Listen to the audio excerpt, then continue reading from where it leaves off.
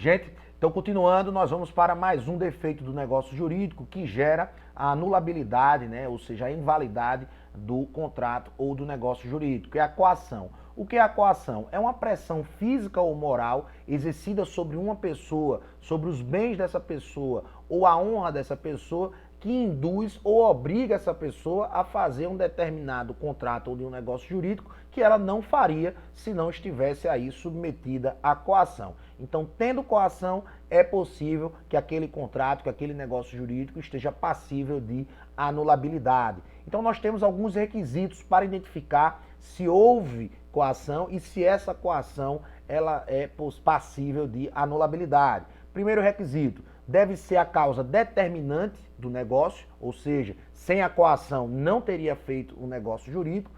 Deve incutir à vítima, né, o outro contratante, um temor justificado sobre a sua vida, sobre os seus bens, sobre a sua honra. Deve dizer respeito a um dano iminente, ou seja, algo que está prestes a acontecer, caso você não realize aquele negócio jurídico.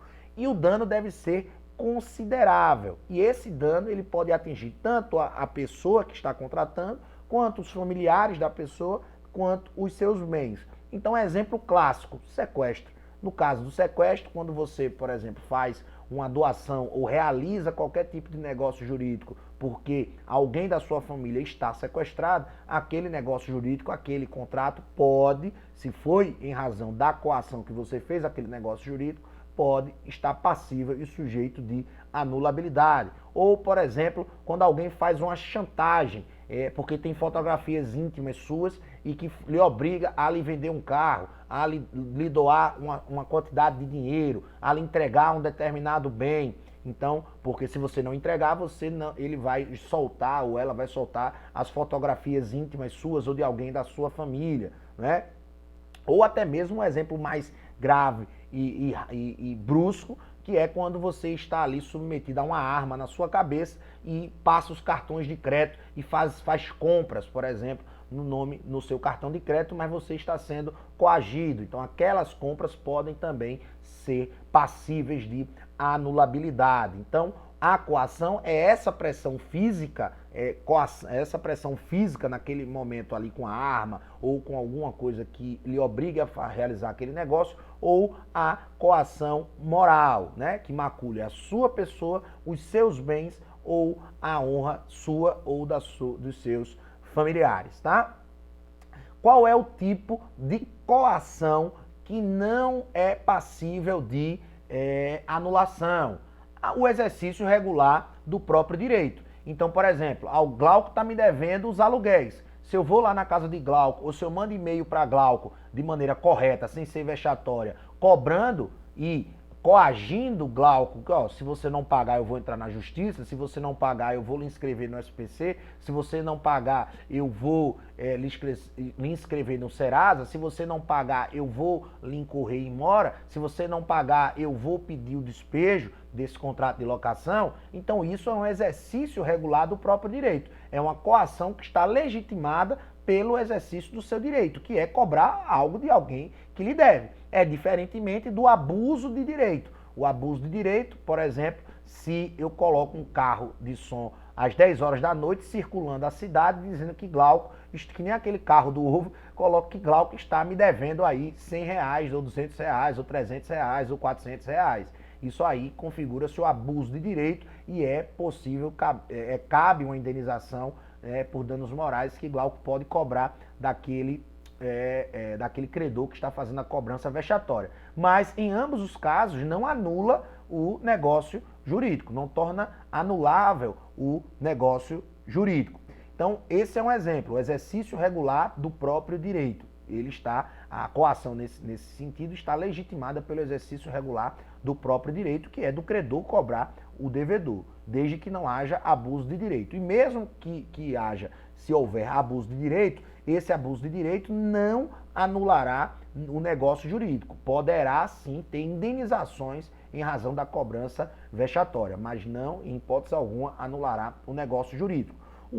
A outra excludente de coação, uma outra excludente que não permite a anulação do negócio jurídico é o temor reverencial. Então, por exemplo, se você faz uma coisa ou deixa de fazer para agradar ou não desgostar os seus pais, porque você tem aí os seus pais como uma referência, uma instrução, de referência de instrução, você tem um temor reverencial perante os seus pais. Então, nesse caso, não seria possível a anulação do negócio jurídico em razão do simples temor reverencial. É o que está lá previsto no artigo 153 do Código Civil. Não está aí no slide 19. Não se considera coação a ameaça do exercício normal do direito, que é aquilo que eu falei, a cobrança que você possa fazer do credor em relação ao devedor, nem o simples temor reverencial.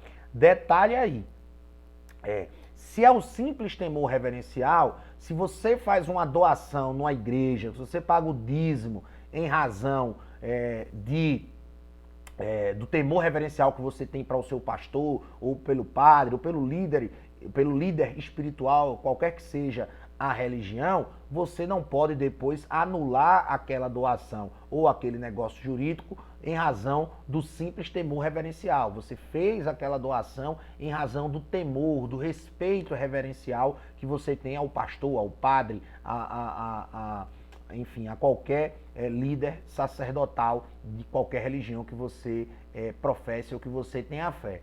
Agora, é diferente quando você é obrigado a fazer doação ou de bens ou realizar negócios jurídicos que estão acima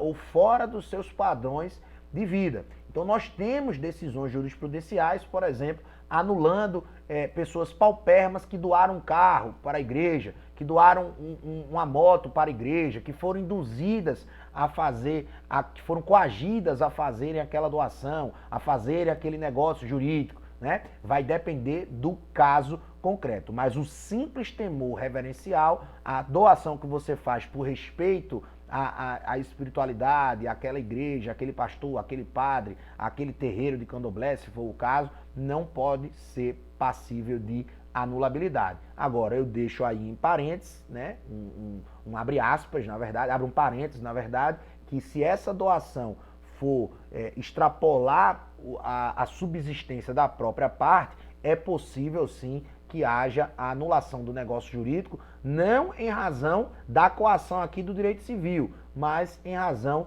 da consequência dos atos ilícitos do direito penal que geram como consequência as indenizações ou o ressarcimento ou o reparo do negócio jurídico da natureza civil que foi praticado. Mas, em linhas gerais, se cair na prova questões de marcar X, questões de múltipla escolha, colocando que o simples temor reverencial não autoriza a anulação do negócio jurídico, está verdadeiro. Só se o caso concreto apresentar as circunstâncias demonstrando que aquela doação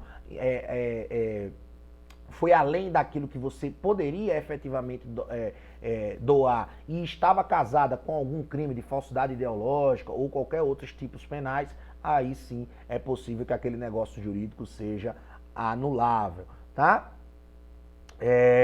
A coação exercida pelo terceiro. A coação exercida pelo terceiro, ainda que desconhecida pelo contratante, também vicia o negócio jurídico. Se nós estivermos tratando de coação, é o que está aqui previsto do artigo 154. Vicia o negócio jurídico a coação exercida por terceiro, se dela tivesse ou devesse ter conhecimento, a parte aqui aproveita. E esta responderá solidariamente com aquele por perdas e danos. Então, o detalhe, corrigindo o que eu falei agora há pouco, atenção, corrigindo o que eu falei agora há pouco, a coação de terceiro só ensejará a anulabilidade do negócio jurídico se a parte a quem se aproveitou aquela coação tinha conhecimento ou devesse ter conhecimento, tá? Então, corrigindo, a coação do terceiro também é passível de anulação do negócio jurídico se o contratante que se beneficiou daquela coação